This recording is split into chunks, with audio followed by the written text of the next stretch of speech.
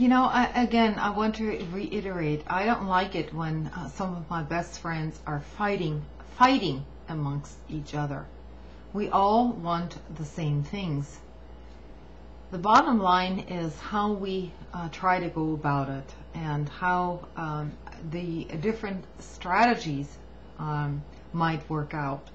Nobody knows the exact answer to this.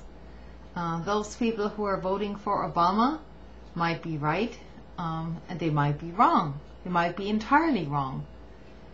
And those people who are voting for third parties or write-in candidates might not even have their ballots counted at this point. I'm pretty much a realist. I know that this election is not going to be won by a third party or a write-in candidate. All we can do at this point is to fight the system as it is, to undermine the existing parties from within, possibly, if that is still possible, and that's also questionable. That is questionable, I agree. But in this crucial election, all I have to say is that if McCain and Palin come into office, we are faced with a corporate, what would I call it? A corporate theocracy. This is the worst possible scenario that all of us could ever imagine. No one that I know and that I have communicated with and been friends with on my channel has ever supported such a thing. So we need to come together on those points that we agree with, rather than letting the financial elites separate us once again, because that's the big project here. People try to separate those out who are more tolerant of other viewpoints. And so, during election seasons, all you get is basically a bunch of lies. It pays to look up people's voting records, and if you stand for most of that person's voting records, that's fine. If you stand against those voting records, then that's fine too. You need to be clear in your head about this. On the other hand, there are larger issues at play here now. If McCain and Palin actually get into office, I believe this would be the worst possible scenario ever. And I'm not going to argue with anyone who says, well, listen, the Democrats are not no better. They have the same foreign policy objectives. Well, they do. They do. I agree. They do. I've looked up the records. They are pretty much on board with what has been going on in the past. The domestic record looks somewhat different. There's only a slight difference. So,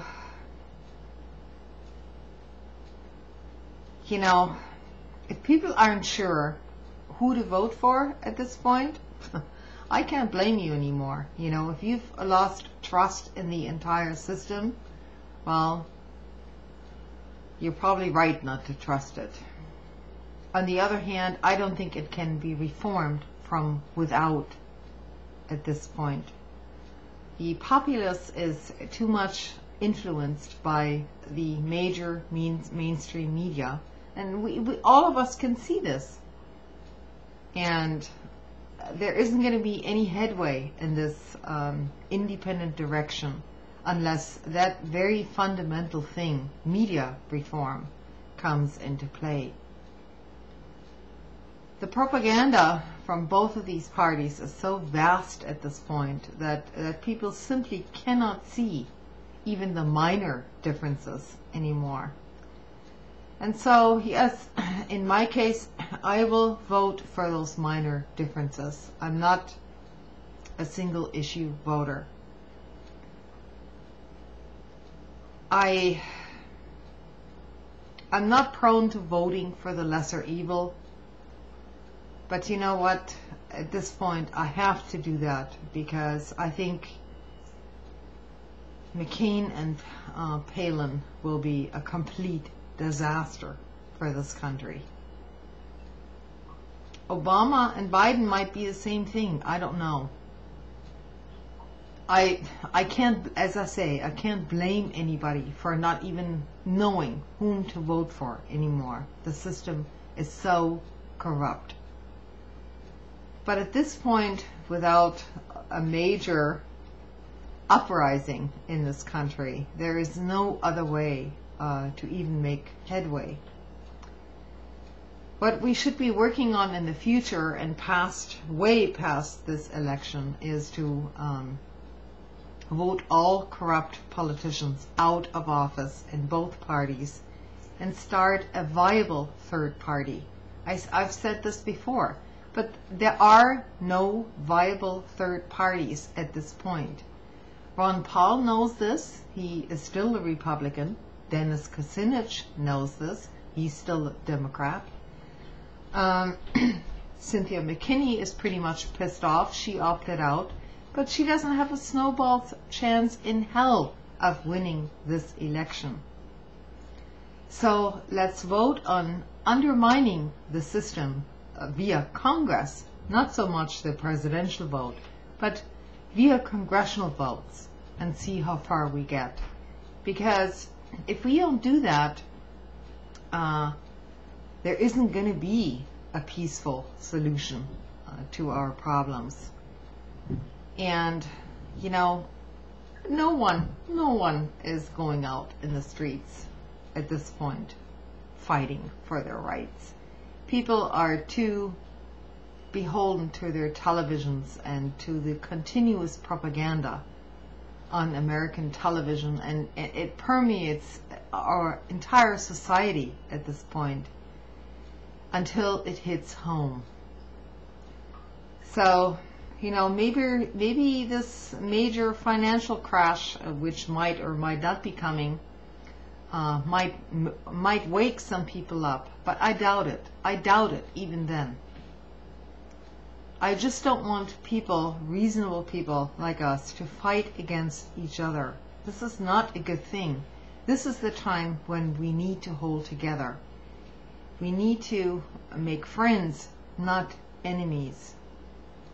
Our enemies are those who are in favor of gigantic corporatism and the global financial elite who doesn't give a shit about anybody in any country as long as they can make a profit.